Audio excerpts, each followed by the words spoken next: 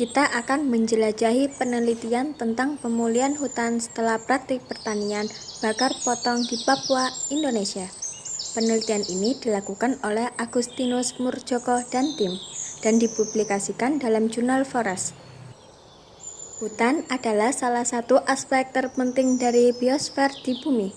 Mereka menyatukan hubungan antar spesies dan interaksinya dengan batu, air, dan udara.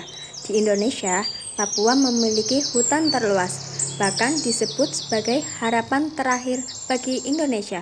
Namun, dalam beberapa tahun terakhir, hutan Papua telah mengalami kerusakan yang signifikan.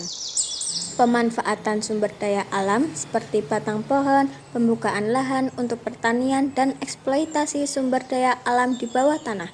Sejak tahun 2000, 1 juta hektar hutan di Provinsi Papua telah hilang. Itu hampir 2 kali lebih luas Pulau Papua. Sebagian besar pelepasan tersebut untuk kepentingan pengembangan perkebunan kelapa sawit.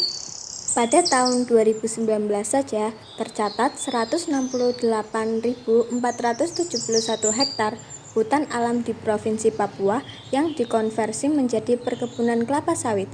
Pembukaan lahan ini sering dilakukan dengan cara pembakaran hutan yang membunuh flora dan fauna, merusak kesehatan manusia, dan berkontribusi pada pemanasan global dan perubahan iklim.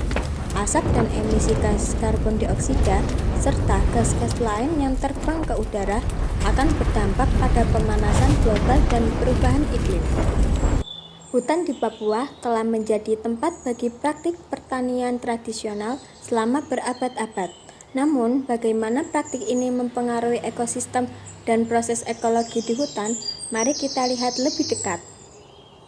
Hutan utama dari penelitian ini adalah untuk menganalisis keberagaman spesies tanaman dan kepadatan berbagai bentuk kehidupan di hutan sekunder setelah pertanian bakar potong.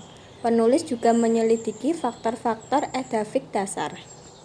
Tim penelitian melakukan pengambilan data di hutan tropis evergreen rendah di Manokwari, Papua Barat. Mereka mengumpulkan data dari 26 plot yang terdiri dari hutan primer dan hutan sekunder yang berusia 2-9 tahun setelah dibakar. Hasil penelitian menunjukkan bahwa keragaman spesies di hutan primer 2 kali lebih tinggi dibandingkan dengan hutan sekunder. Selama proses suksesi, kepadatan pohon dan semak meningkat, tetapi kepadatan liana menurun. Penelitian ini menekankan bahwa praktik pertanian tradisional mempengaruhi kondisi ekologi dan bahwa hutan sekunder membutuhkan waktu yang lama untuk sepenuhnya pulih dan menyerupai hutan primer. Oleh karena itu, pemantauan vegetasi sangat penting untuk program konservasi.